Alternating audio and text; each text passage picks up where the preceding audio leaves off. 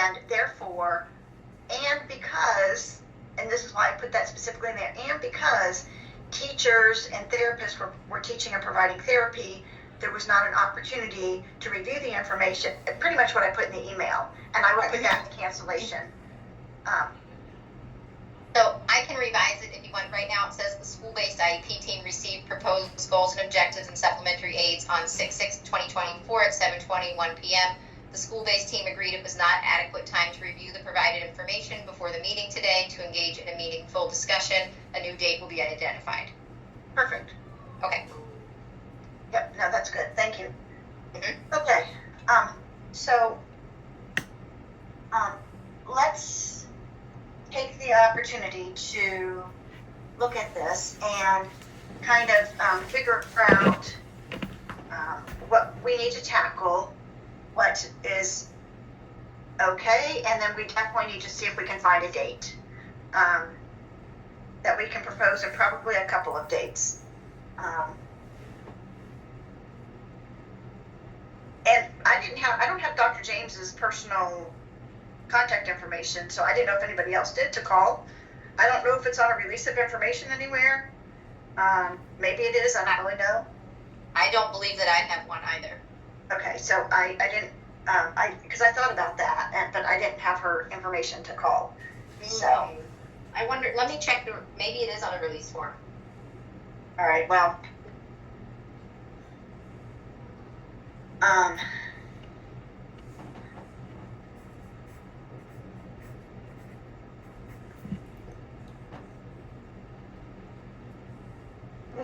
so I know everyone has a very busy schedule. I don't know what's sub-coverage like for you guys. Do you have sub-coverage? For right now, Yeah. we have an IA that's in there. I mean, she does have other responsibilities, but if we need her to cover, she's available.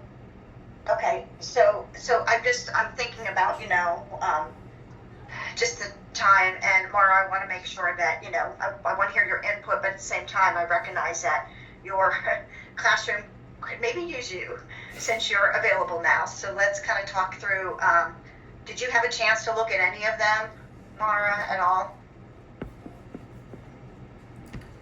Yes, yes. I read through. So I was just confused, like how they have objective 1, 2, and 3. So that was like over the whole year.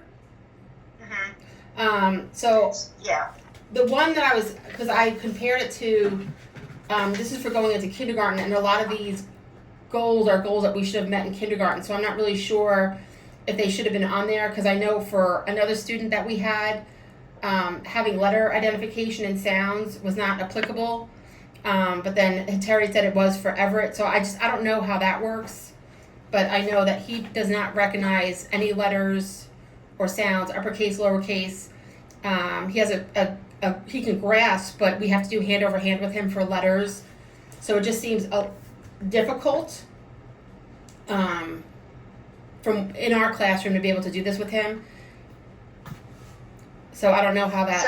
Go ahead. Yeah. So I think that's the question. So that's kind of what I want to hear from you is, it's like, which ones are aligned to the kindergarten standards that are not considered deficit for him because he hasn't been taught. So I can only speak about pre-K standards. And so for pre-K, it says identify some uppercase and lowercase letters of the alphabet. The CCPS end of pre-K expectation is identifying at least 18 uppercase and 15 lowercase letters. And at this point, he cannot do that at all. Okay, so that one in here, let's just check.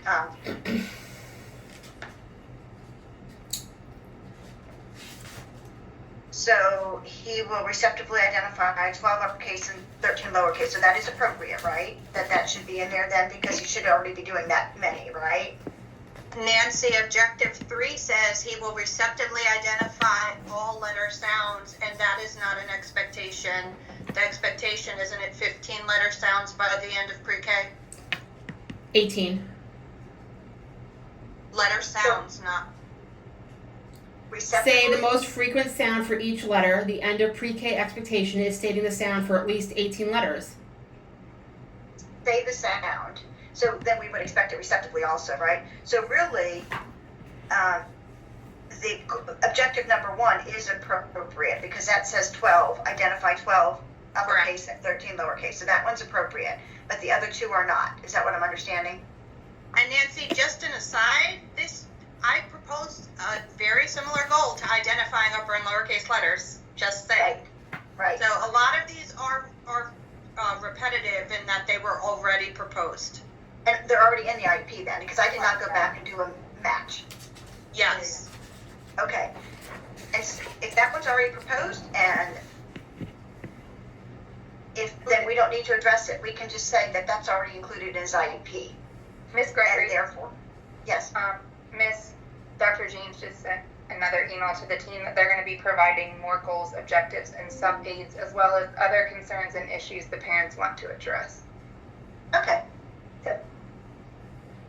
Lovely. Okay, I'll respond at some point in time. I'm not going to do that right now.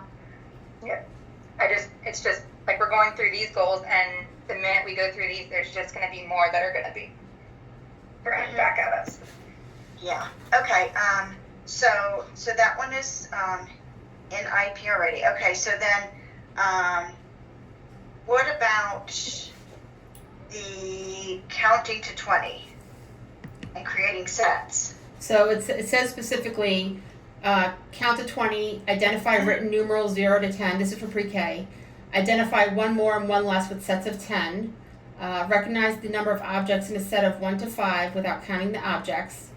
Count up to 10 objects using one-to-one correspondence. Keep track of those that have been counted, those that have not been. Answer how many after counting the objects. Count out a set of 1 to 10 objects. Use terms greater than, more than. So that's all for counting and cardinality. Go ahead. What can you do right now? None.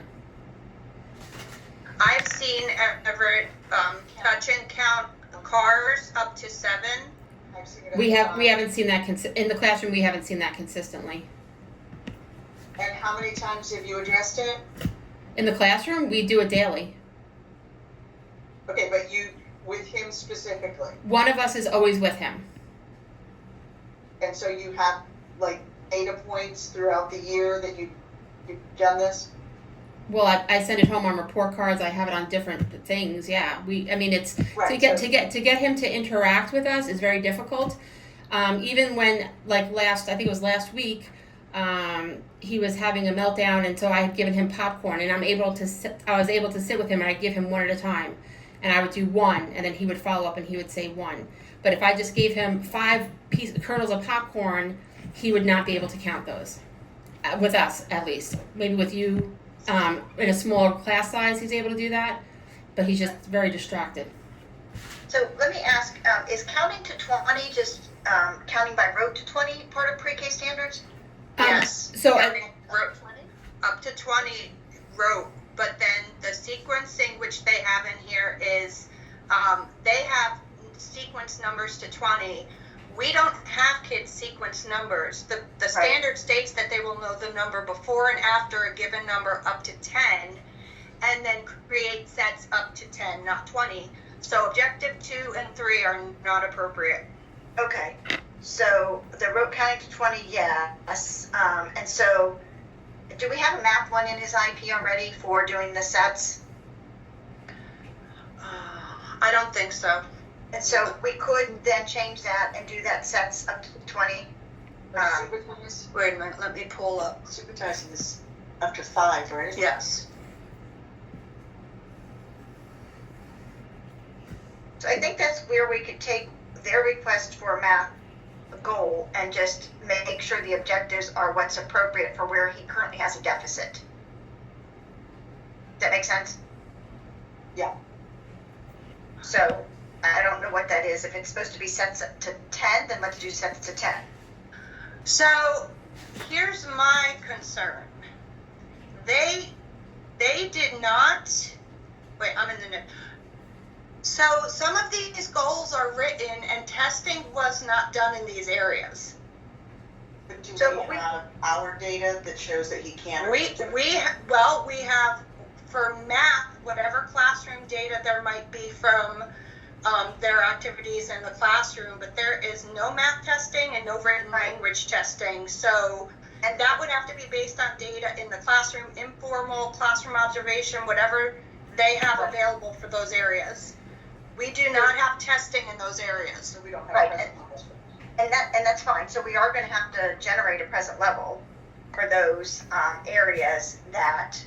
But I'm looking back at.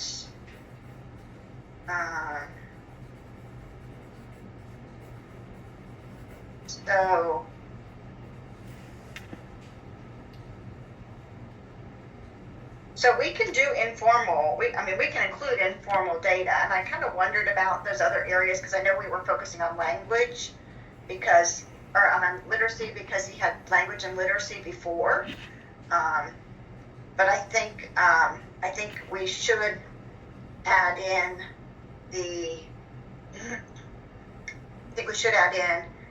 numeracy, early numeracy.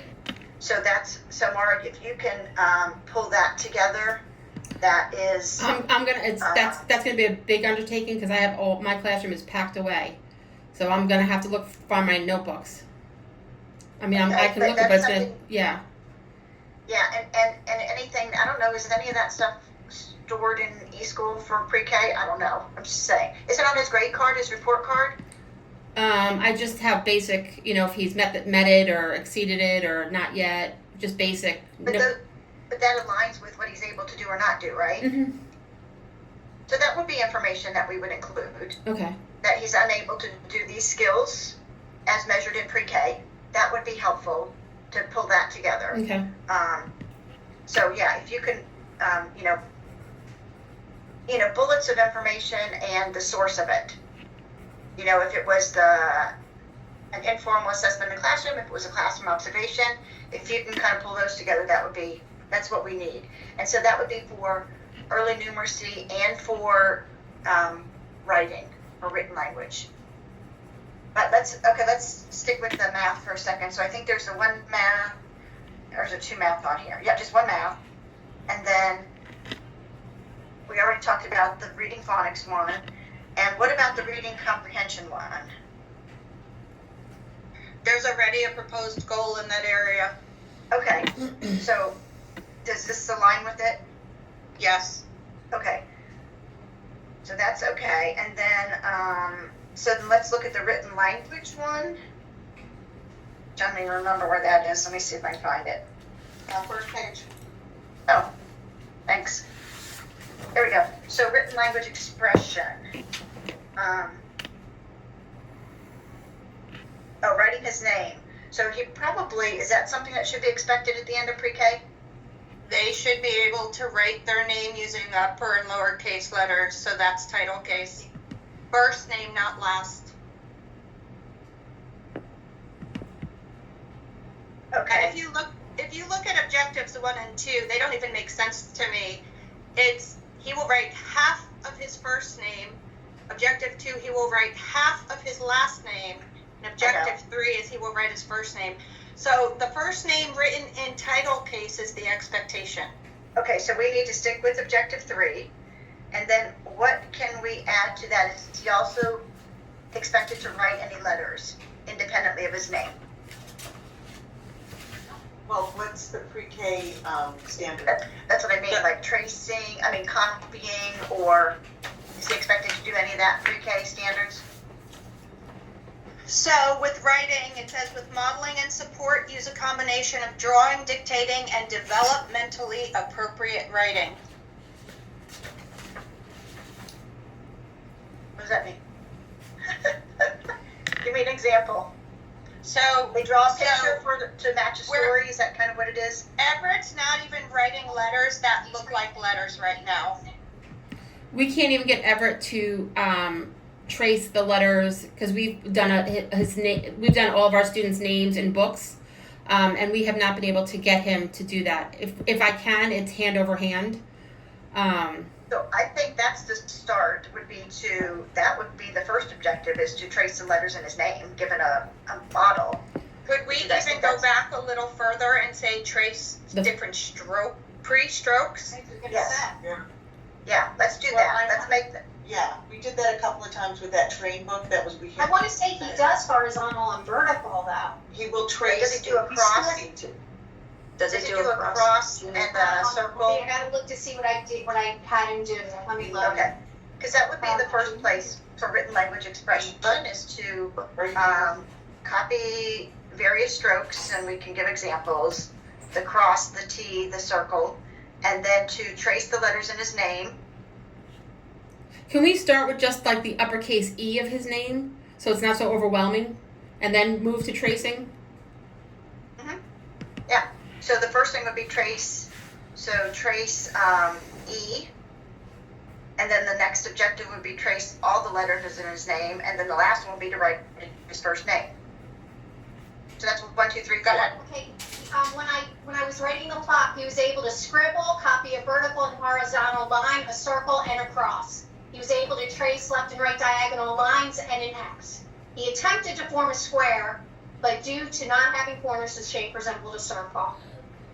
So he has a lot of the pre-writing strokes down. He just doesn't He just doesn't, do them. yes. Okay. So what if we were to start with the capital letter in his first name and the capital letter in his last name? The last name is not an expectation, though. It's just the first name. How about trace the alphabet? That's a lot. Trace it, then it should be trace his name. The expectation is writing his first name in capital Trace. and initial, trace it. The expectation is he writes the letters in uppercase and lowercase letters in his name. And to me, that says title case, which is the first letter is uppercase. So how about if he traces initial cap, his first name, and then the lowercase, and then once he That's what we were traces that, work on the copying. Right, so, but that's what Maura was saying, to start with the E first, and then all the letters, and then independently. Trace the E, trace his full name, and then write his full name. Does that work? Yes.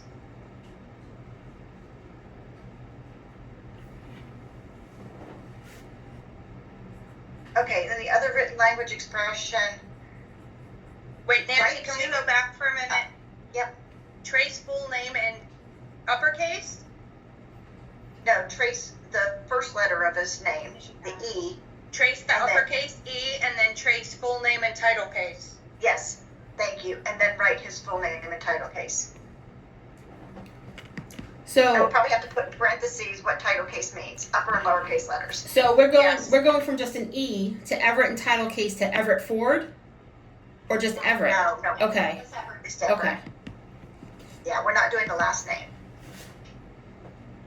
Okay, so this other written language expression one, writing 2 words, he will dictate words about a picture, he will copy 1 word to write about, he will copy 2 words to write about. The expressively using dictate 2 words about a picture, that's addressed in expressive language, and it's actually gone to 3 words. Okay.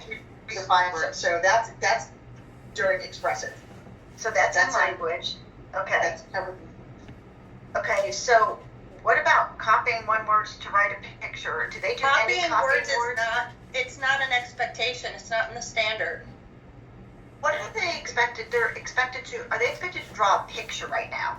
So yes, so it specifically says with modeling and support, use a combination of drawing, dictating, and developmentally appropriate writing. And then it's for different reasons. To share an opinion about a book or experience, to communicate a personal story, to tell about an event. What can he do out of those 3 things? What is he most likely going to do around those 3 things? Would he be able to describe a picture? Will he be able to tell an event? What does he typically do now, verbally? He really does. Like we would have to. It's a really far-reaching thing for him. Like if it's something that we're doing with an animal, he might name the animal or an action, run, jump. But it's something we have to walk him through it. It wouldn't just be on his own at all.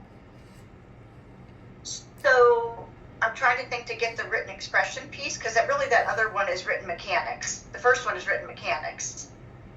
The second one is written expression, but I think we can put it all under one. Will he draw That's a okay. picture? I Is he think- using crayons and a pencil about like if you say draw a picture of a. I've never seen them. No, he just So, no. he'll scribble fast, or he'll. Okay, so we really need to start with him. Right, So, so I think we need to, so I think first of all, those can go all under written expression. They put them under written expression, let's just put them all under written expression, so we only have to do one present level. And the second thing is, so let's think, could it be that, given a topic, a story, something like that, he will draw a picture? What if, and I'm not a teacher, but if he can't draw pictures and do all those things, what if he was given picture choices and he had to choose which picture Copy that. was related Yeah. to the story? So if it was like a story about a kid's on a playground, and then he had 3 pictures, and he had to find the one of the kid on the, like, to be able to connect. right, but That's that, But I the guess it's reading not written. comprehension.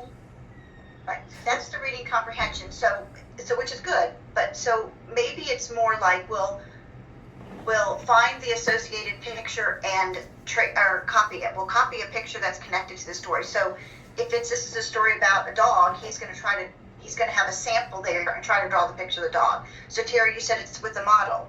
So that's the model. He has a model. So what else can we let's think about 2 objectives we can include in that. One would be a model and one would be, you know what I'm thinking about? Why can't he do Map Man? He should be able to draw a Map Man, right? Absolutely. Isn't that what they use in kindergarten also?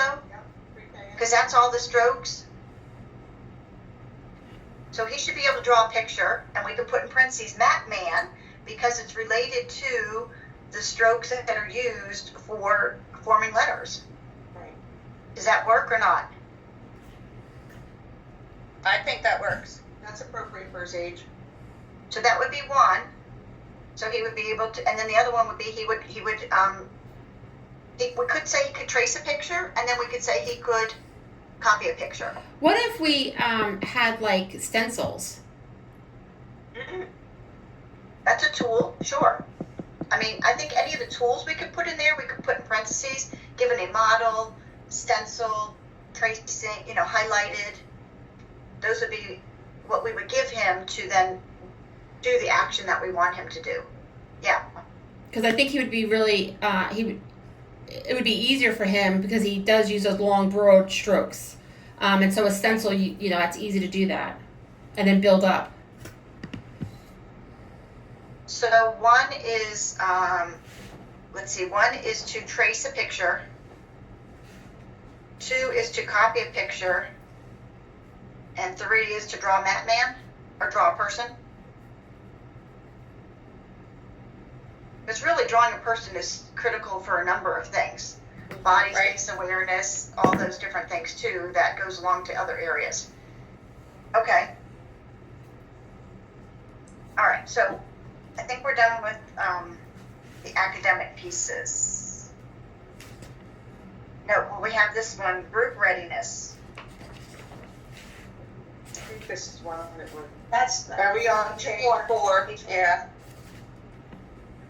And this is very similar, Nancy, to a goal that we addressed this year, which was initiate and complete a structured task in the time allotted, which he was doing with the first then board. And we had faded the first then board to prompts, and we were working on that. And he was able to do it with the first then board. It was very consistent when I was there. Okay, we were having a discussion about the definition of cooperative responses, which is actually addressed in another. Oh no, that's this one. And also, what was the other word? Cooperative responses. No, that was a different goal. And emit. What is emit? And I will demonstrate. Cooperative responses. Will emit. So we all had different responses. We all had different ideas of what that would actually be. Or so look like, tell yeah. us what you think it might be, because See which one of us won. see which one of us want. That's right. We're all going to get chocolate. Which means he will do it. He will when given instruction, he will follow through. He will cooperate. He will do it. Physically following through, not verbally responding. You said answer a question, like, do you need to use the bathroom? Yes or no? And So this says give an adult instruction. It's not a question. It says give an adult instruction. such Right. as touch picture, he will touch. Everett Point, he will. Nicole, what are your thoughts? I think that that's the same thing I was thinking, like, whatever that instruction is, he will do. Basically, it's that he's going to follow whatever instruction you're asking him to do, whether it be touching, whether it be verbally responding, following whatever direction, like going to the bathroom. He's going But to different follow directions, that right. that direction So cooperatively. I do just want to say that objective 3, given individual one-step verbal direction, he mastered that already this year. And just in less than a month ago, I have data from 40. Out of 40, he was able to do it 35 times. Okay, so let's go back. So this is saying during small group instruction. Yeah. I know you have it on individual. Can he do it in small group instruction? Well, No. this is For individual one-step.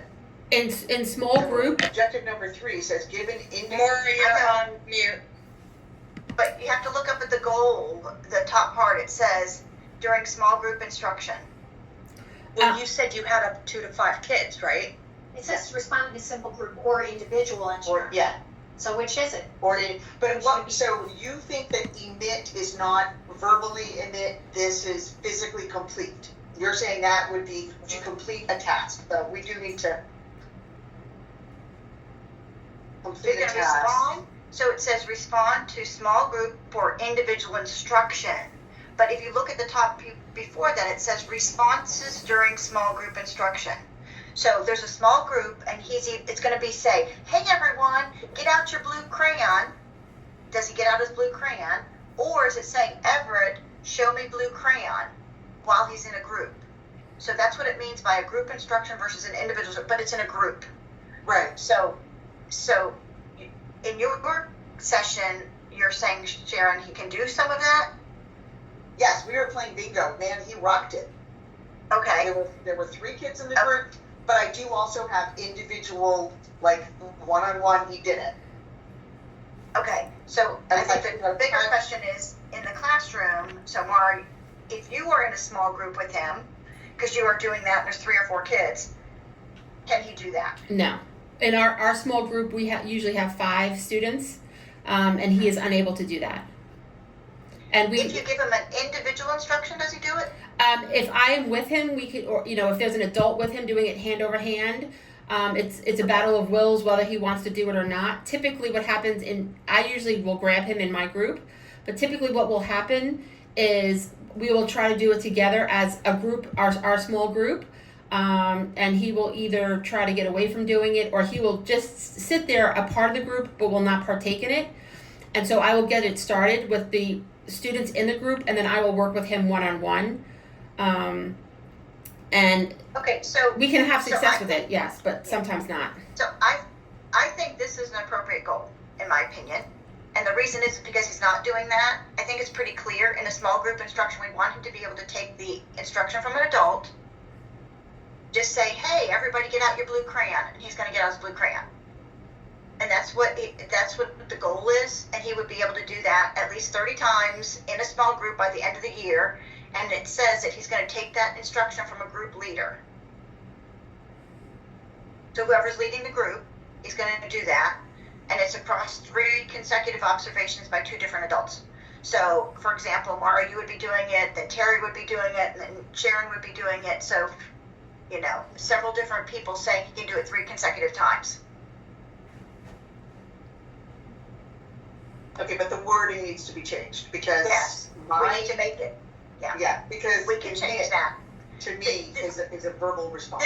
This is language from like ABA therapy. Pretty much. So we can change it to be more educationally friendly. So we can change that. And it says given skill-based treatment. We don't use skill-based treatment. They're saying that's again language from ABA therapy. So we can just modify it. But I think it's I'm sorry, Go Nancy, ahead. are we bringing these ideas back verbally, or are we rewriting all of these? we're going to put them back into an IEP and another draft IEP. Okay. And we can say, we've accepted your proposals with either as is or with some revisions based on the information that was already in the IEP. And these are the ones that we did not accept. That will be in the verbal conversation. These are the ones that we did not accept because they're not appropriate for his age, his grade level, whatever it is. Whatever we are saying no to. So like going back to that, the one about the recognizing the upper and lowercase letters, are we taking their goal and putting it in, or are we sticking with the goal that's already in there addressing it? So I think, so we said the only thing that's appropriate is objective 1 out of there. And so whatever you currently have, does objective 1 fit into what's currently there? Yes. So I have a question. Okay. So this is based on pre-K. Do we have to have it based on kindergarten? What the goal is for kindergarten? No. Okay. No, because he hasn't been taught yet, so it's not a deficit yet. So that's what we look at, because these are skills that he has a deficit in, that he should have been able to acquire and master by now. And because he hasn't, then we need to target them on his goals and objectives. Gotcha. Okay. So Nancy, really quick, I was looking at that phonics one again after Terry was asking those questions. I think maybe we should, like, objective 1 and 2 have the very specific number, and 3 and 4, but 5 and 6 do not have a specific number of letters. Where are you talking about? What are you talking about? That one Sorry, has the phonics. 3 objectives. Sorry, early literacy. Sorry, it's phonics on their paper, and I was going back are and you forth. talking about what's in the IEP now? I'm in the proposed IEP. Okay, we didn't have that. Hold on. Let us get to your Sorry. spot. So, and Terry had said it's similar, so I was comparing Yes. the phonics proposed goal from them and what is in the IEP under early literacy. And objectives 1 through 4 have a very specific number, but objectives 5 and 6 do not have a specific number, nor does the goal.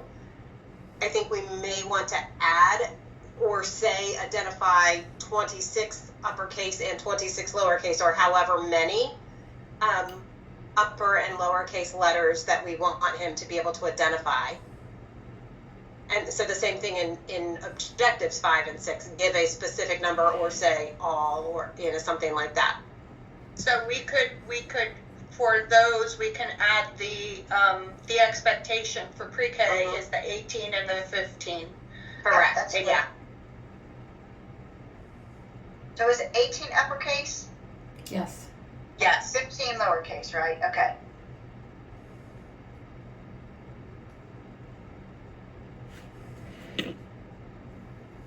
And then verbally state the letter name.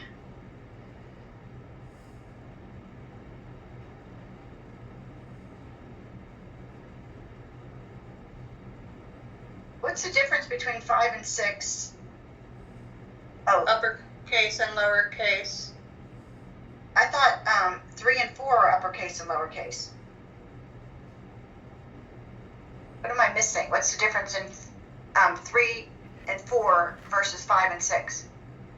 3 and 4 state specifically the number 10 uppercase and 10 lowercase. So in 5 and 6 we can change that to 18 Yes. uppercase and 15 lowercase. Okay, that's where you're going to add it. Okay, gotcha. Yes.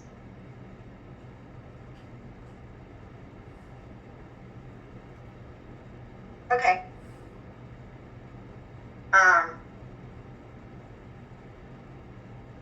All right, thanks, Nicole, for looking back on that. Are you guys in agreement with that one I said we should do it, physical group readiness? Of course, I think that goes under self-management, really. It's a self-management goal. Or is it? What do you think? So many of these duplicate throughout the. Or is that a receptive language? Following it that one step, that's really following one step directions. I have that in one step in receptive language, so.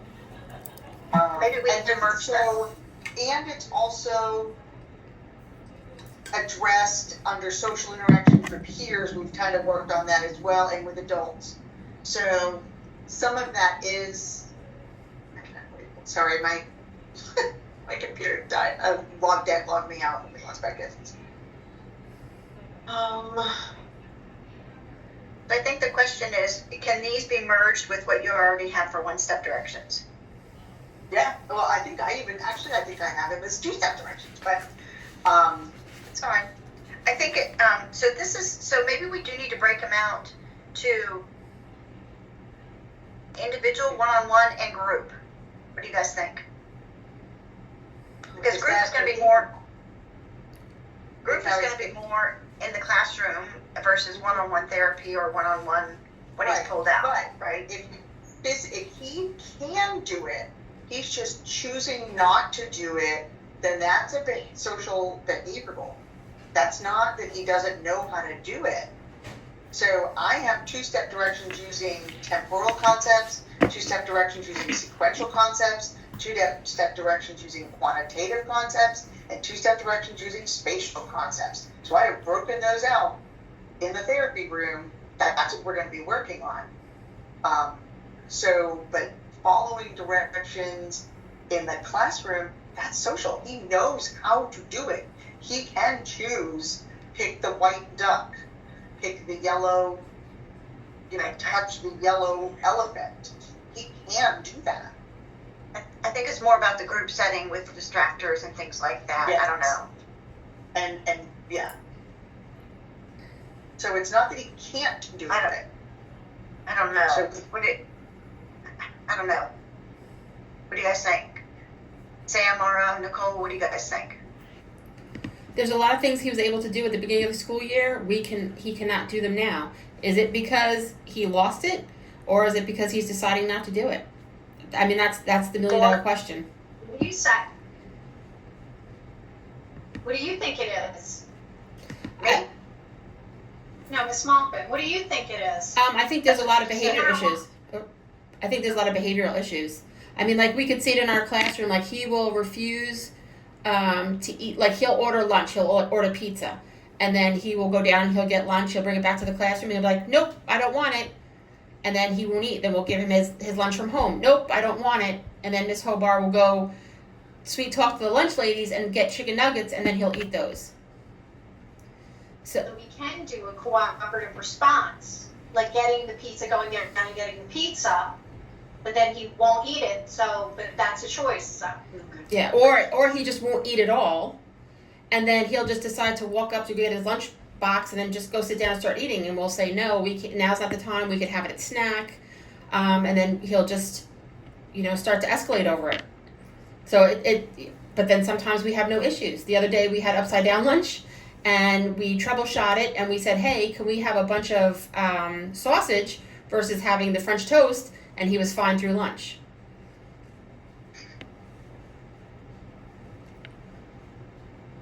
Because we don't want to send him off. I think some of these things, I think until we are able to really complete an FBA, we might not really be able to know. I think part of this, we can put all the wonderful academic goals we want, but if we can't even get him to go into the classroom, then, literally this morning, he couldn't even walk through the threshold of the classroom. Why is that? And that is happening all the time. He walks into, that. This is all wonderful. I was waiting till we got to all these social, emotional, behavioral goals. The child can't even transition to the classroom. So he's starting, more often than not, he's starting his day. And when I tell you it's upwards of 2+ hours that he is screaming and hitting and biting and destroying things before you can even get him to a place to go back to the classroom. So that's part of the struggle, is that all these academic goals are great, but if we can't even get him into the classroom to sit down next to a teacher to do anything, then we have to behaviorally behaviorally help him before we can do any of it. He can't do school right now. So is some of that since he came back after his surgery, or was that happening before also? It was, In the beginning of the... Go ahead, Sam.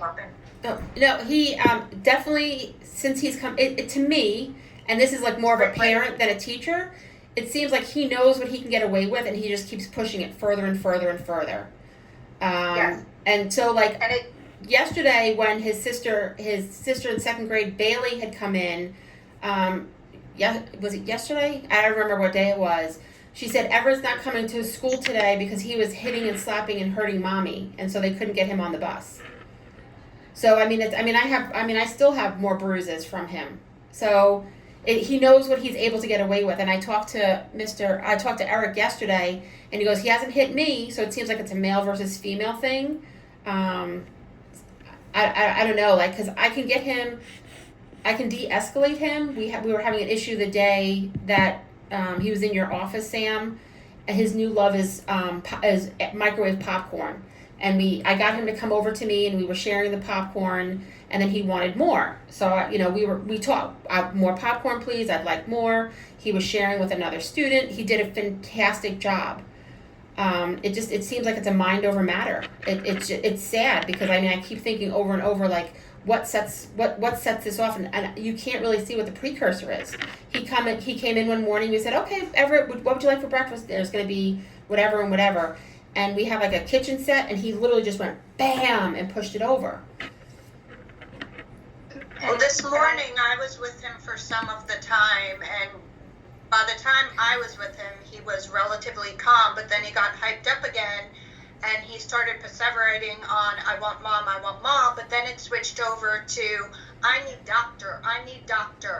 And you would, if you had walked past the room, you would have thought he was hysterical crying. There were no tears.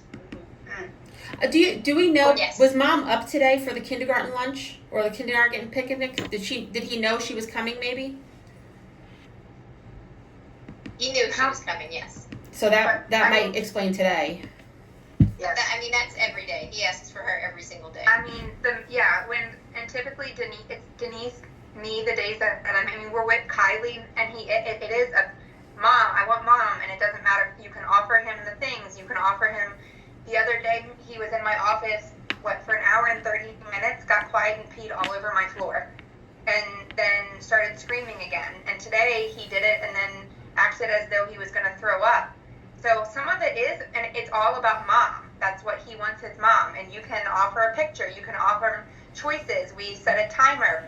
And really what it is Everett has to, and Ms. Harbaugh, correct me if I'm wrong, like, I have genuinely not found, in the beginning of the year, I felt like it was okay, but we didn't have as much aggression in the beginning of the year. It was a lot of the verbal and the eloping, but now we don't even have as much eloping. It's the verbal and the physical aggression that is just, like, I was like, what happened? He was in our counselor's office the other day trying to flip her table, and she has a bruise on her arm. So, his physical, and when it will last for hours. And then you think that he's calming down because he looks like he's going to fall asleep, and then he ramps back up again. So has this, it seems like I remember more you saying something since spring break. It seems like it's been worse since spring break.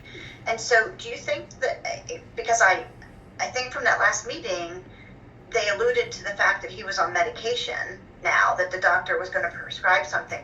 Do you think any of this maybe has escalated recently because of medication, or is it nothing, it's the same as it's been? Because it seems like a lot worse than when we talked about at our last pre-meeting, when we talked. Well, also, he was out. So he was out for that 3 weeks because of his surgery. And when he came back, his classroom looked very different. His mom had already begun breaking down for the school year, so everything was off the walls, things were stowed away. So it's a big difference. It was a huge change for him. So I think that was combined with being home with mom for over 3 weeks, really. And if you look at his attendance, as of May 31st, he had missed 77 days. So I don't disagree with that, but I don't necessarily think that it has anything to do with the classroom. The fact that things are being packed up, because even before she started packing up the classroom, I remember the week that our counselor came back, whatever week that was, Denise, I remember she came in here and she was like, this is like a completely different kid. Like, the amount of time, so that was before Maura even started packing up the classroom, so I don't think it has anything to do with that. But the only reason, and I wasn't trying to go down a rabbit hole, but I think it's wonderful that we're spending all this time on these academic goals, but like we can't even get him into the classroom some days. And I mean the amount of staff that we're having to interchange just to have breaks because of the screaming and the physical abuse that he is putting, like it, I mean, he's destroyed Denise's office, then gone right into my office and destroyed my, I mean, it is, when he gets dysregulated, he really gets dysregulated. And again, none of these goals that are on here talks about any foundational skills of identifying your feelings. Like if, when he's upset, if you say, Everett, are you mad? I want mom. Okay, that's not a feeling. Are you mad? Are you sad? Are you scared? Are you hurt? And he can't even respond to you when you say those things. So if he doesn't even know how he feels or what he wants or what he needs, then we're never going to get him to calm down. And he's never going to feel like his needs are met at school because he doesn't even know what he needs. So how do we help him? And Sam, literally none of these goals talk about that. Right. Sam, one of the proposed goals that I wrote in the IEP is identifying emotions when looking at faces, and then teaching him to identify his own emotions. So that's but a foundational skill. They're not even putting. That's what I'm saying. Like until we can get him to do what you wrote in that IEP, and we give, and that can't always even be done in the classroom. Like he needs explicit one-on-one. Like none of these things are going to be able to happen. Like using new self-calming strategies, deep breathing. Like Everett's never going to be able to do that in the classroom if Everett doesn't know that he's upset. But we may have to teach him those strategies and tell him when to use them. Many of the kids I've worked with autism over the years aren't able to, even in high school. They're not able to identify how they're really feeling, but they know when I feel this way, this helps me feel better. So I took it as the some of those self-regulation goals that they have or objectives that they have would be teaching him how, if he's feeling this way, this is what I can do to help, because maybe he's not ready to identify feelings. I mean, like I said, I've had middle schoolers that still can't tell me if they're happy, sad, or mad when they're throwing things, but they know how to, if I say you need to do this, or it's time to take this break or do this, then they're able to help calm themselves instead of throwing whatever or hitting. So that could be where they're going with those self-regulation goals as well. I wrote next to the self-regulation goal, he doesn't have foundational skills to generalize it into the classroom. The way that they're writing it is it's happening in the classroom. He can't do that. Like, given visual supports and direct instruction, Everett will be able to identify at least 4 new self-calming strategies. Like, I'm not, Nicole, I 100% agree with you. Like, even if you pick up on, like, I'm sweating, you know what I mean? Like, my body feels this way, so I need, like, I'm just saying that a lot of this is written, and I'm just thinking, like, who is it that's going to be teaching? Like, a general ed kindergarten teacher cannot teach this to him. And we also can't wait until he's escalated to teach him these things. He needs to be taught them when he's calm. So when is that happening? Well, we've already talked at the last meeting. I don't know that we talked at the last meeting that we feel like we need to propose the primary special education regional program for him. Right. So but do you think that the way that these goals are written, that can be done in that? I think it can. It just needs to be a little bit different. Like, he can't know. I don't think he can choose. And identify, no. I think he needs to accept an adult providing a common strategy when he's upset. I mean, that's one of the first things, is accepting that, and then perhaps making a choice. I think that's just the 2 places he's at right now. So the behavior goals that I put on the behavior support plan that I sent, so identify the 3 target behaviors that we wanted to focus on, and then the 5 goals that I put on there is that Everett will express his needs to a staff member using either an appropriate tone of voice or a visual choice board. Everett will accept support from a staff when escalated to prevent further escalation. He'll appropriately interact with his peers using appropriate tone of voice and having a safe body. He will successfully transition to the classroom when he arrives, and he'll successfully transition back to the academic setting after a sensory break. So, Right. I mean, a lot of those are the goals that need to be on his IP, are those. Right. kind of where I was trying to go with it. Is that I think some of these are way too detailed. Like we need to focus on baby steps for him. You know. Yep, I absolutely am in agreement with that. I don't think these, this interactive structured leisure, he will wait, take turns, request item from peers, respond to peers' requests. He's not ready for any of that. No, I agree. So did you send that to the team, that support plan? Yeah, I sent it to you guys right when we started this one. Oh, okay, thanks. Just saw it. Because I didn't want to send it to the parents and the advocates. I had it prepared for the meeting, but I didn't want to just throw it to the wolves, you know.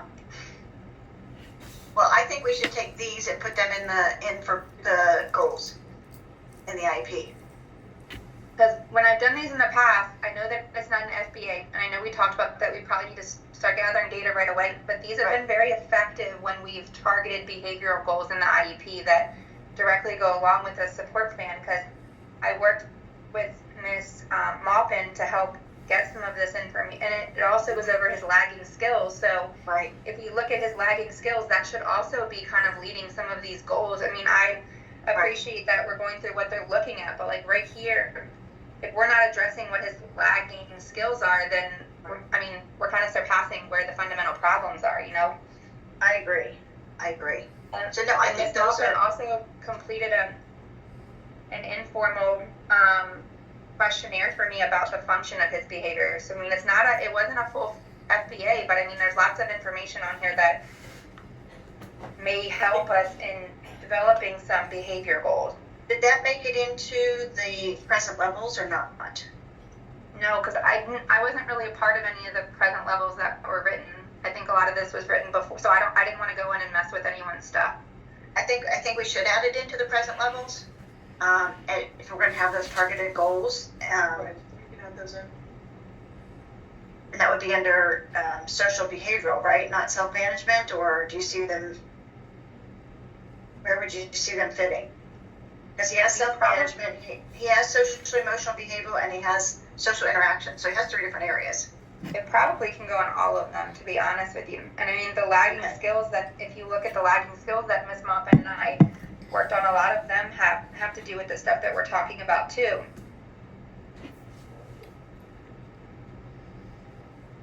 Okay. I think those should be in there. I think, and I agree, I don't think that's, so the self-regulation goal that we were just looking at is already addressed through those.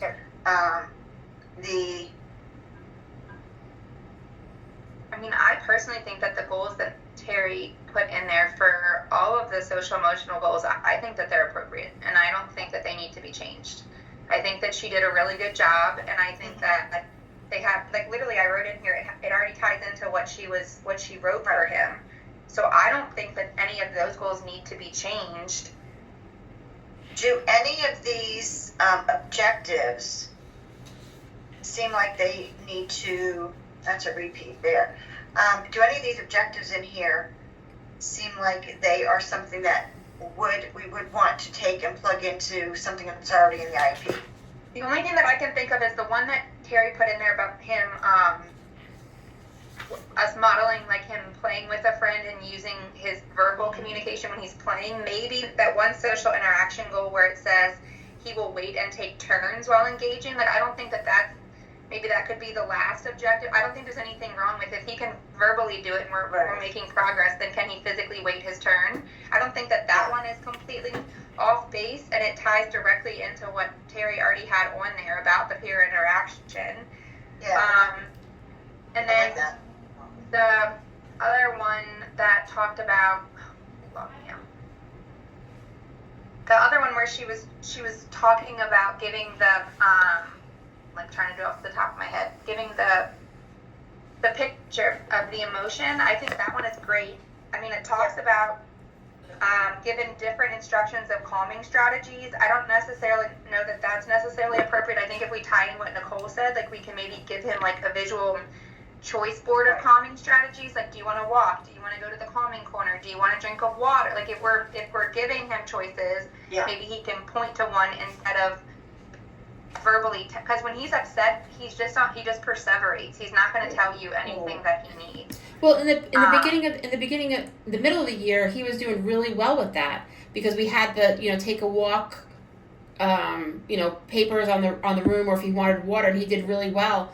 But it's all gone now. He has no ability to do that, and even I had a discussion with Miss Hobart, not Miss Goff, because Miss Goff came in right with Everett. But him coming back from spring break was still worse than when he came back from his surgery. Isn't that about the time that the ABA abruptly stopped too? I don't know when that. We could look back to when he was leaving, but I know for a fact that when he was because I think I even asked you, Terry. I said, well, typically if they're out for a week, does it usually take for a week to get them back on track? And he just never got back on track after spring break. But when he came back from surgery, he came back, but it was just like 0 to 100 with his behavior. Okay, so I'm in agreement with that. So I think, Sam, the ones that you have on that behavior support plan, I think, those are things that we could craft into.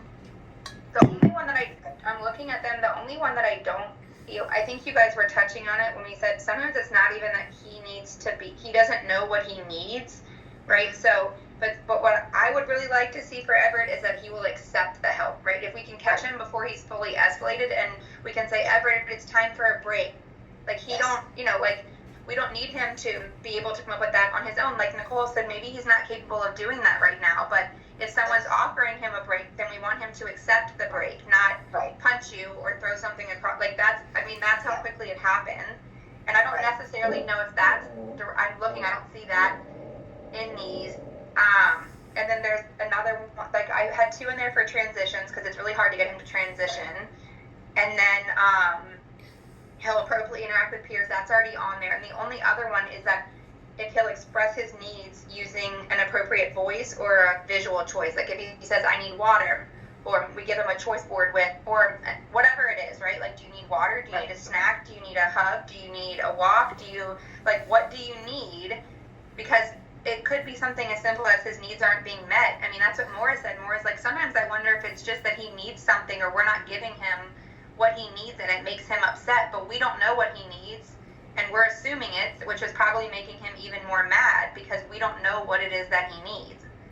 So, and I mean, I don't know where that would fit in, but to me, looking at because I try to do the behavior stuff off of the biggest behaviors that we see, because if not, it feels like super daunting. Right. So verbal disruption, physical disruption, and physical aggression, those were our biggest behaviors. So that's why I tried to build those off of those areas.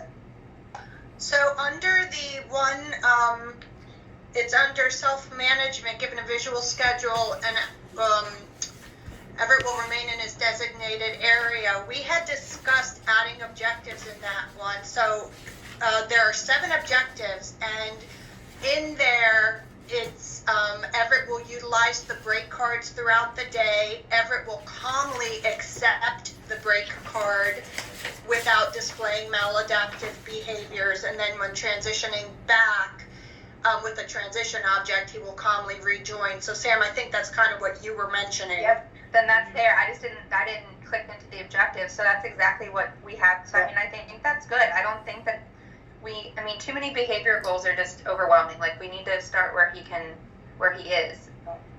So I think does he have 3 behavior goals or 4 right now?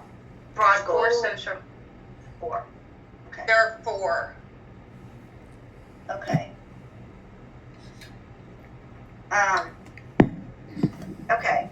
And I think if you look at the communication one, just to go to your point, Sam, about the one communication one talks about providing different visuals, language board, choice board, sentence starters, I think are all appropriate for him. So giving him multiple means to be able to express those things. Right. So, Sharon, what are your thoughts on those 2 communication ones that are there? Oh, thanks for asking. The second one we can delete right away because there's no data. They didn't do articulation testing. there's no baseline data to say, hey, these are the phonological processes he's not doing. This is the percentage of time that people don't understand him. These are the sounds that he's missing. There's nothing. Does he have articulation difficulties? I haven't noticed that necessarily, except He's a mumbler and he always has his fingers in his mouth. There are lots of issues, but if we haven't tested and I have no present level and I don't even we can't address those. That's just, and those are so subjective. Improve intelligibility by at least 5 that's subjective. I think he's intelligible, and if Susan thinks he's intelligible, well then he's intelligible. So I'm wondering if something like this could be included in that he will take redirection. He will accept redirection from an adult, including when an adult may ask him to repeat himself because he was misunderstood. Could that go under? Is that could that be a social behavioral one? Yeah, sorry, it's all of a sudden very loud in the hallway. That could be added in. I mean, not just as a part of a redirection, but yeah, this whole goal just needs to go. There's nothing. There's no say it louder. Well, there's no baseline to say, well, he's too quiet. Actually, I'm pretty sure we can hear him across county sometimes. Actually, it's more that we want him to change his tone so it's more appropriate, not be louder, right? Right. Yeah. But as far as that objective, I'm sorry, just needs to go. The other objective, the top one, the top goal for communication, will use 1 to 2 words to request items by the end of the year. He mastered that this year. He can tell us what he wants. He can do that now.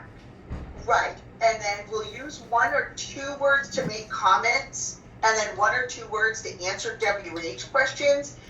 Those are covered under expressive language goal. Where, and I can add in, because it will we'll comment on a picture, we'll use ing. I broke it out very specifically for like present progressive verbs and this, so I can make sure that says greater than 3 words because that's where he is, and to change or comment based on a picture that's presented before him. So that that's already being addressed. Okay.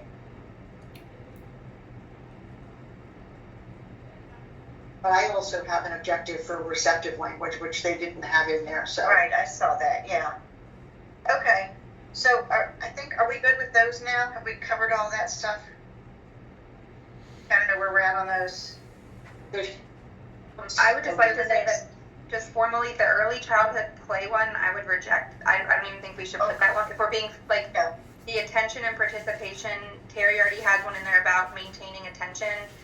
The last self-regulation goal is a repeat, and then there was one more.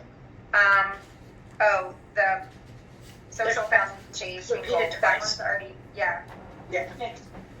Oh, and the physical group readiness, that one is already addressed in another one that Terry has about him attending. So just like as a formality, I would say we've already incorporated those in some of the goals that we've already written.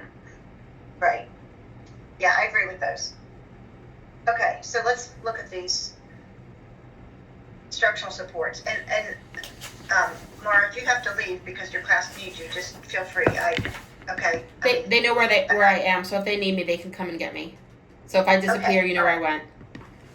All right, no problem. I'm not keeping you out. I just want to make sure your class is covered. Okay, the supplemental supports, man. I didn't understand some of the way they were written, but let's look at these. The first one, various strategies and materials to facilitate interest. So is that not already like part of kindergarten curriculum? I don't know. I believe we have multimodal stuff in his supplementary supports. I'm looking now. Yeah, me too. For my area. Do we, wait, we might not, we can always add, Answer, present things, benefit and engaging. So present things in like across different senses, visual, auditory, Right. tactile. Is that one of the drop downs, a multimodal? I don't know if it's a drop down or if we do it as other. I mean, I want to try to use the things that are in here as drop downs as much as possible. So if there's something that aligns with that, then let's try Okay. to use that. But yeah, All right. so we can kind of merge that. Are you guys okay with that one? Okay. The next one, focus functional communication responses and communication instruction. Increased appropriate communication, decreased problem behavior. I don't really know what that means. I think it's speech pathologist consult to the staff. Love it. I mean, and I think we already have that, but. I mean, it's pretty much in all of our, it's in all of the goals, right? In all of the goals that if we're going to increase communication, his increased ability to express is increased, we're going to decrease the, I don't want to call it problem behavior, but we're hopefully that inappropriate behavior is decreased because we're replacing it with more positive things. But I can put in a speech pathologist consult for the staff to help identify communication strategies.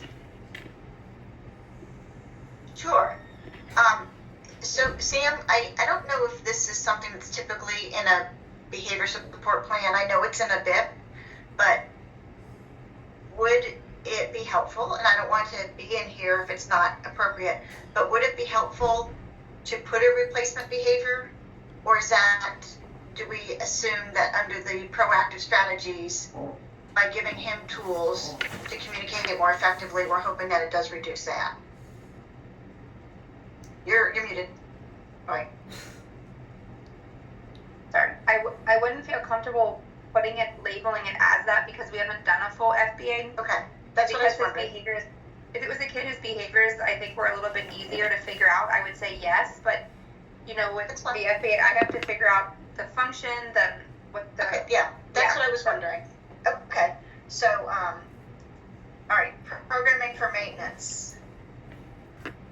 What does that mean? It is very specific ABA terminology. When you program for ABA, that's what they look at. They look at that he can do it so many times over 3 different observers. So it's a period of time. It's over so many, and essentially in a regional program, we're going to have that programming that will be maintenance across material settings and staff to maintain what he's learned. I don't want to put that in there. I don't know that we've ever put that in, so I have to ask Nicole. I don't know if she stepped out of her office real quick or took a phone call. We'll come back to that when she gets back on. Task analysis, chaining procedures, multi-step skills. I'm not gonna break down. Hey, Nicole, you're back. Did you hear me or not? Yes. No, sorry. No, that's, Yeah, but I'm that's looking okay. at visual supports too. I figured you stepped out. Number Yeah, 3. visual cues for multi-step tasks. So that I have under visual supports. I specifically state visual cues for multi-step academic tasks. And that's one thing. I think task analysis is something different. Because it is really chaining you. If you're task analyzing something, you're starting where they are and you build up, or you build back. So that's the task analysis. But Nicole, do we typically, I'm looking at, I know number 3 was in there for maintenance also, that really is replicating ABA. Do we typically put 3 or 4 in IEPs? Anything along those lines? We have, yes. I mean, Both of them? it's something, yeah, and a lot of times we do maintenance and generalization with like number 3 because they are skills that really do have to be taught for many of our kiddos. Is that So under it's, supplemental supports or under the goals? we have done both. A lot of times for IEPs that are very, very ABA driven, which I feel like this is, and that's kind of where a lot of the goals and these supplemental aids are, they are under supplemental aids. So would you help craft those and put strategies for generalization and task analysis? Yep. And you'll put the description in there? Sure. Okay. So that's 3 and 4. 5, systematic prompt fading, that's pretty much the same thing too, right? And systematic introduction of skills and, Mhm.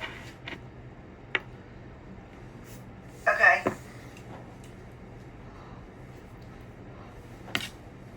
Repetition of skills, individual work environment within the classroom, so that could just be adaptive. I don't know where we can put number 8 in there. These all, I don't know if we can, I understand the purpose of what they want for all of these, and Malcolm too, on number 9. Good old Malcolm.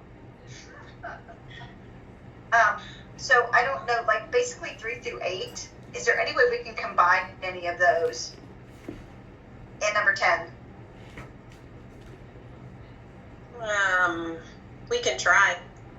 I have a feeling they'll fight us on that, but we can definitely try to combine. I mean, I don't think I can get it all into one, but I can try to get it into a couple instead of as many as there are. And again, if we can use the drop downs that are currently in Maryland Online to make sure that, you know, we're using those tools, I think that would be great. And you know, they're just, I know what their goal is they want the IEP to be more than what it is, to meet his needs, and so it would support an alternate environment, instructional environment. So that's fine. Part of me is I'm trying to debate on whether or not we just want to put all the proposed projected services in here too. I'm really thinking about that. Might do that. I might just propose regional program up front, let them know what we're thinking. So I'll Are you going to go through? Sorry to interrupt. Are you going to go through this fabulous document that Dr. James sent and be like, this is like with a little like red text and be like addressed via subject? No, I'm not going to be that specific. I think we're going to take everything that we talked about and put it in here, and we're going to send home the draft. And then in the meeting, we're going to say, these are the reasons why we did not choose these specific ones. It was already embedded in the IEP. We don't feel like it's developmentally appropriate right now until he gets foundational skills. All those things that you all just said. It's part of the kindergarten curriculum. He hasn't been taught yet. So those are really the 3 basic reasons why. It's not a skill deficit yet because he hasn't been taught. It's part of the kindergarten curriculum. It's already embedded into the current goals, and we've made some revisions to include some of the nuances of these particular objectives, goals and objectives. And the third one is that he doesn't have the foundational skills to address some of these higher level skills developmentally. And so that may be something that's coming, but we need to address it at a level where he is developmentally before we can advance to those others. So that's pretty much going to be our 3 reasons why. And you know, we can just kind of talk about some of them globally, I think. If they ask about a very specific one, then we can say what we did or didn't do with a very specific one. So based on what Sam was saying earlier about, and I totally agree with it, is, you know, he has to learn how to school again, basically, and we have to focus on these behaviors. Are we going to keep those all of those academic goals in there that we discussed? I think we need to, because they are things that he should have been able to do in pre-K. And on top of that, when you are working with him, what is the goal going to be for specially designed instruction? Even if you're addressing an individual work session with him and you're working on that behavior, following directions, turn taking, you have to have a skill to address. And so that would be the skill that's being addressed as part of that work with him. Okay. I don't know. What do you guys think? Yes, no? That's my opinion. I don't know. Well, I think, once his behaviors are under control, which hopefully they will be, and some days he's very good at it, we should be working on these things. Yes, and you can't just address behavior in isolation of any activity. you know, so the activity has to support, or the activity has to support improving his behavior and vice versa. So the activity will be these targeted things. Anybody have it? I mean, anybody think they shouldn't be on the IEP?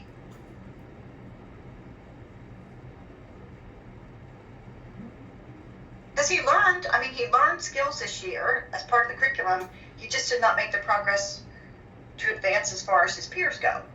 And so, you know,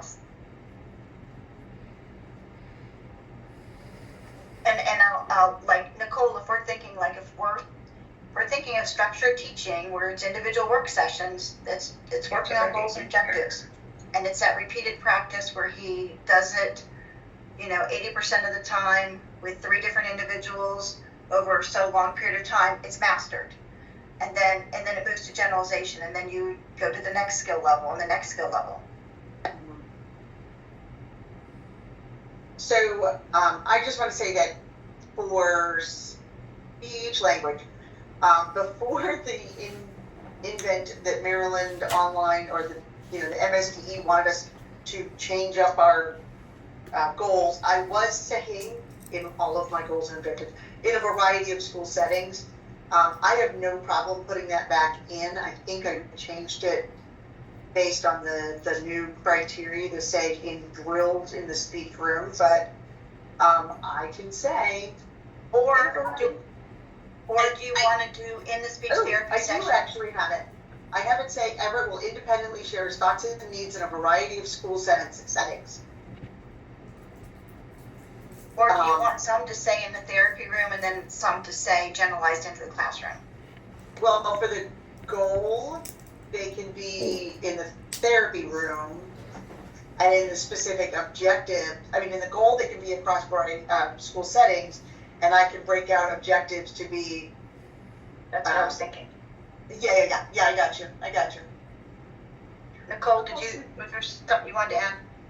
No, I was going to say that the way Sharon was talking about having it in the variety of school settings and even with multiple staff members helps with that maintenance piece as well as the generalization. So then it's kind of built into those goals and objectives as well as putting it in the supplemental aids and services.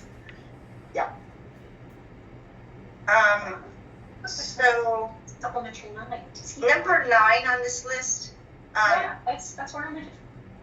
Are you okay? So number 9, that with the packing food, I think if that's, do we have that already addressed for the adult support? Packs food, that's in there. There has been no swallowing. There's been no. I thought he loves to eat. Hold on, that actually, he does do that, because the other day when I was in Miss Maupin's room, when he told me that he was having a snack and I didn't know he wasn't supposed to, he literally took the whole fruit roll up off the stick, and I tried to get him to break it up into pieces, and he smacked my hand away, and he crumpled up into a ball this big and shoved the whole ball into his mouth. And I remember actually watching him so carefully, and I kept saying, Everett, do you want to spit some of it out? Everett, let me see you swallow it, because I was afraid that he was it was literally Right. this big. So he does do that if you don't, and I tried to get him, and he smacked me. He would not let me touch, but it was actually concerning how much food he put in. Right, but if we're gonna put swallowing on No, as a not separate. swallowing. Well, no, I think it's Just for not about stuffing, overstuffing mouth, I think is how he. overstuffing How and food stealing from others. Does he do that at bar? Does he steal other kids' foods? He steals kids, he steals adults, yes. Okay, so those are the reasons why. Not about swallowing.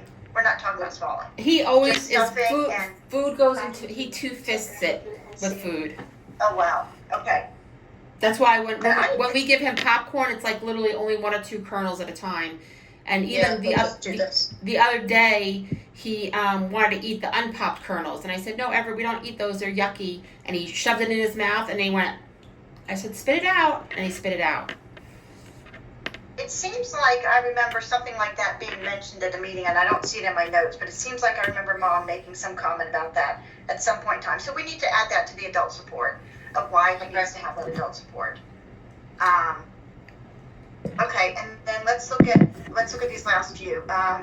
Easy access, availability to materials. I really don't know what that means.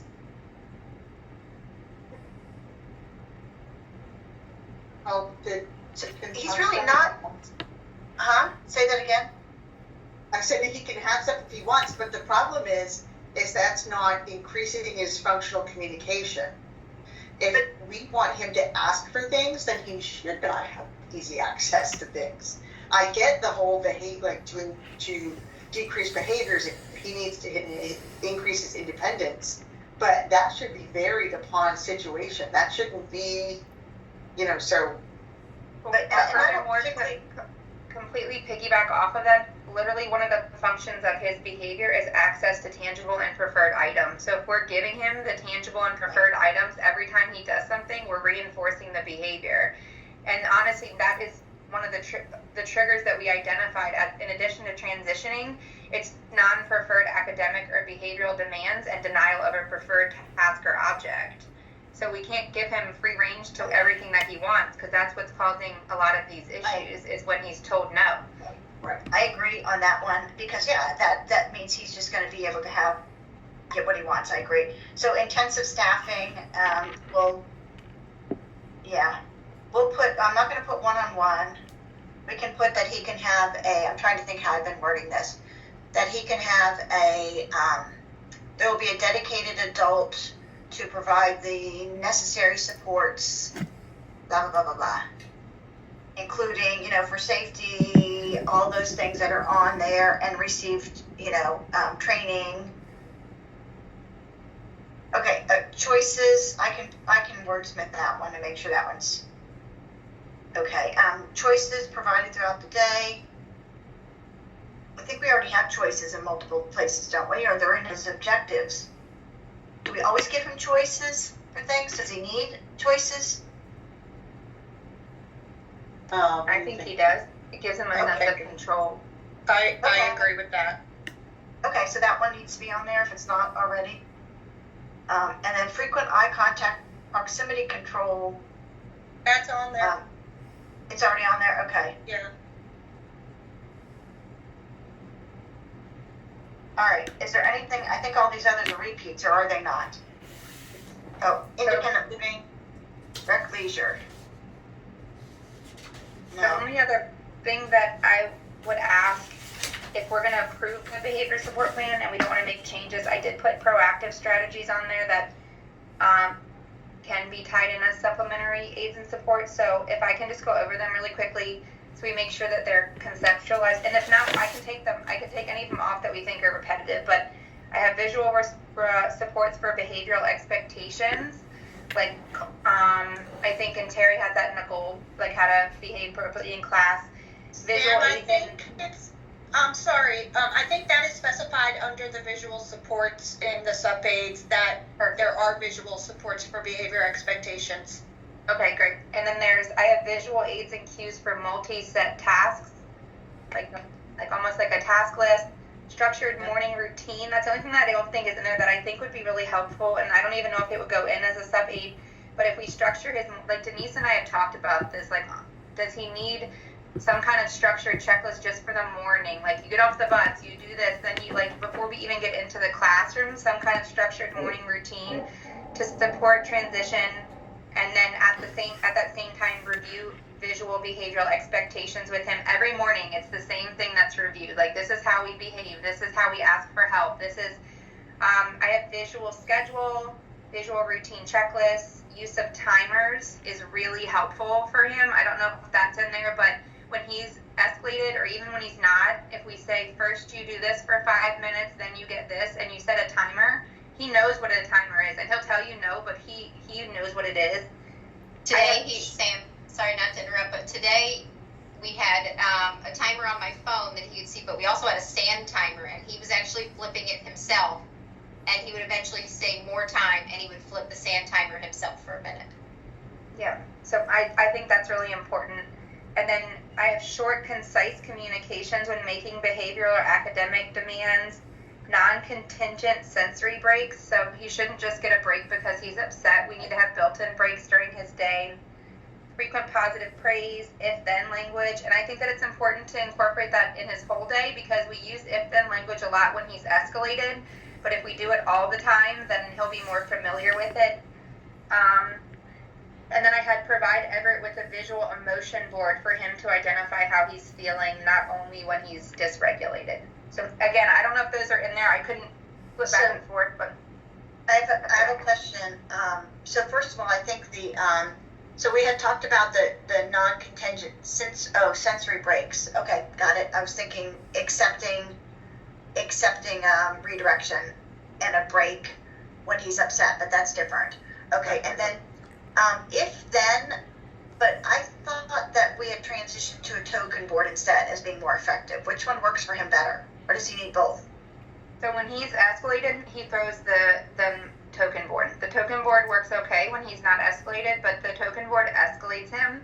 And the other thing is, I'm going to be honest, it kind of confuses me because it doesn't even say what he's working for. It has like 5 cars. So is he working for the cars or are the cars the token board? It's really confusing. And I know that it's worked really beautifully sometimes. I just usually get him when he's escalated. So when he's escalated, he doesn't respond to it. And a lot of it, like Ms. Harbaugh or Ms. Bauer and I will be, first, if you're calm, then you get cars. First, we're calm, then cars. Okay. So if we incorporate that very short, concise communication, I think it's helpful. If that's a better strategy now, that's fine. I wasn't sure.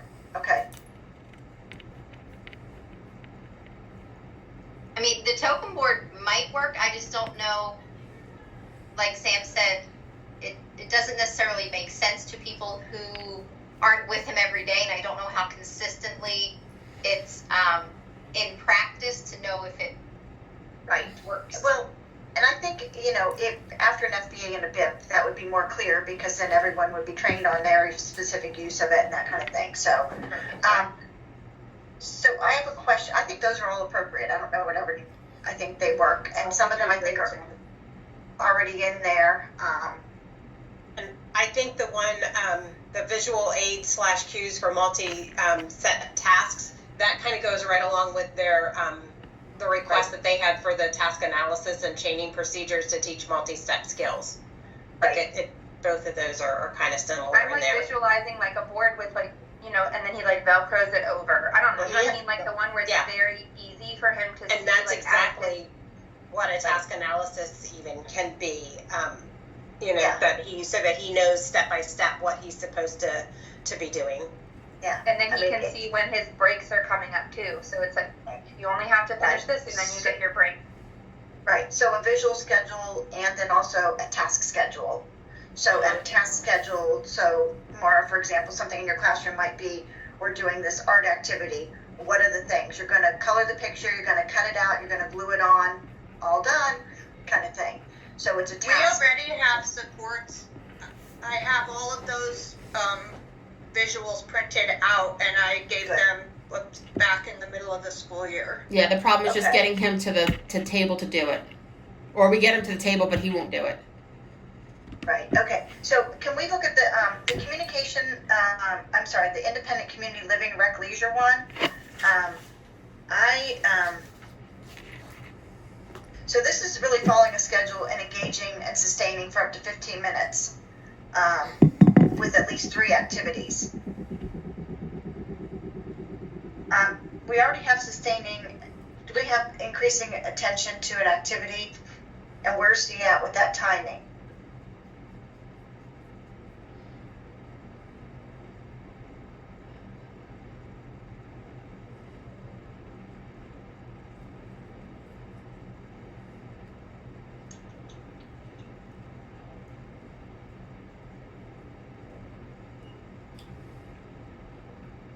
Be under self-management, wouldn't it? It looks like it's for a duration of 10 minutes, maybe. Is that is for the active listening, I believe. Yes, you're right. So I don't think he's at a level where he can engage in an independent leisure activity independently for up to 15 minutes. That's too high for him right now. So we're not going to do that one. What? He can play cars. for 15 minutes with no one bothering him beautifully. And if he just wants to play cars, he's going to play cars. So But something, right, he can already do, so this, I think the way that this is written is something different, and he's not ready for that. right. So, and then the social engagement one that says clear expectations, highly preferred materials, initiate relationships, he's not ready for that one either, right? Social games, respond to adult initiating social exchange by giving visual attention, orienting to the speaker, and looking at what they're doing. Would you guys agree he's not ready for that one? Well, giving a highly preferred social game, modeling and faded bumps, he will continue preferred social activity with an adult. I mean, He does like to play hide and seek. With staff. no, but I mean, like, we play games on my smart board with other kids, and he engages in that, and he takes his turn, so I'm like, and that's, because that is a highly preferred task, feeding that Do we have- dinosaur. Is it Yeah, do we have highly turn preferred? taking on his IEP or not? I think it went in one of the small group ones. I think we talked about adding it, yeah, Sam had mentioned adding it under one of the goals, and I wrote it down. But Wait, some of Nancy, I these didn't are even written hear what you asked. What did you ask? Do we have what? Turn taking on the IEP. I said that I thought it would be good to add that under Right. Terry's goal when she was talking about him verbally communicating and taking Oh, turns. yeah, under Yep. requesting for an idea, Yep. yeah. Because you already So- had it in there, so then it's just the behavioral following So through. I think that's more appropriate than the social engagement one, don't you? Yes. Well, because he parallel plays. Mark and I talked about he doesn't even interactively play with other peers, so we can't expect for him to jump into that right now. Right. He's still a parallel player. Okay. And then the last one, we already talked about the early childhood one. We already addressed that one. Because that's a repeat. That social foundation one is a repeat, right? Yep. And attention and participation.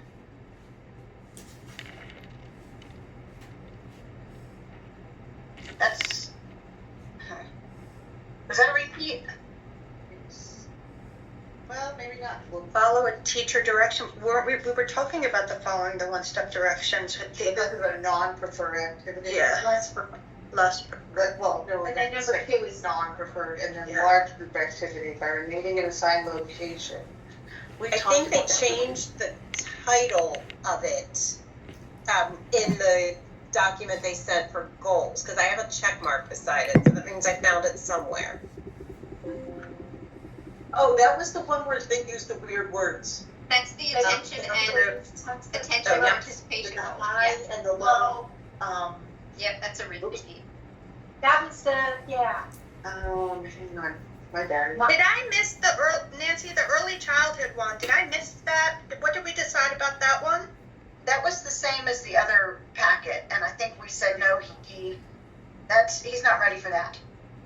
Okay. Oh, okay, so the attention and participation is a lot like the social emotional one where they talked about,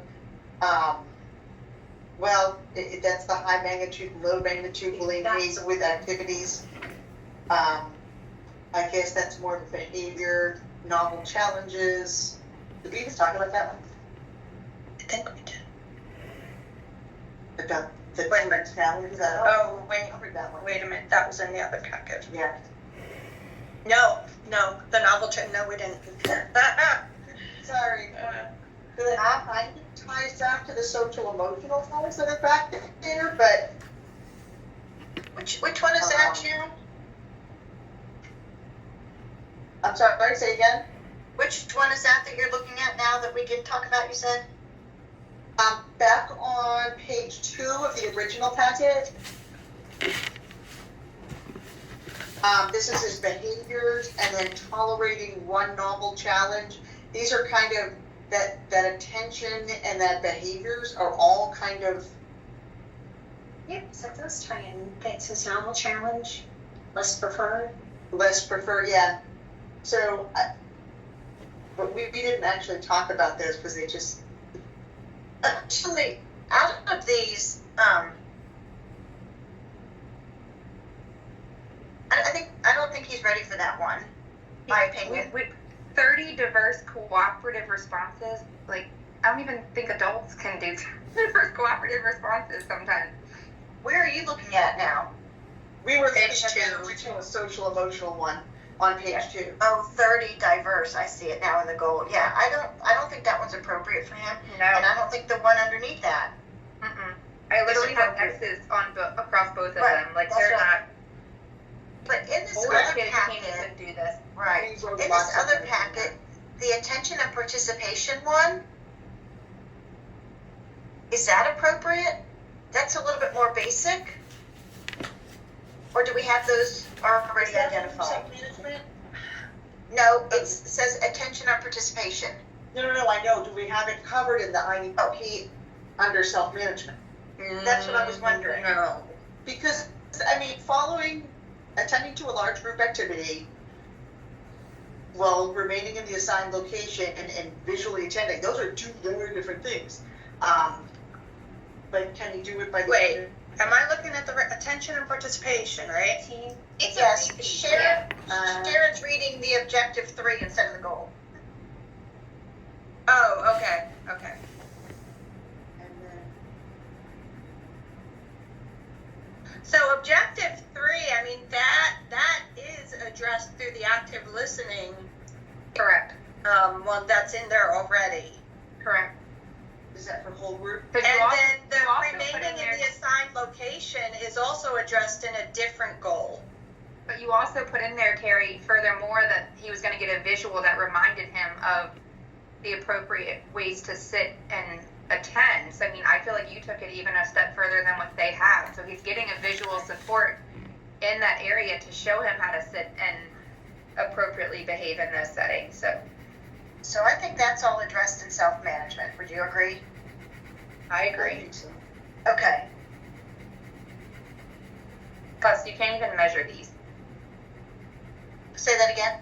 Some of them aren't even measurable. Like, he'll follow Right, I a know. teacher direction to complete a non-preferred activity. Like, how do you measure that? Right. Okay, the very last one, self-regulation. I think we already have. It's a repeat. It is. That one I think was repeated, that's 3 times.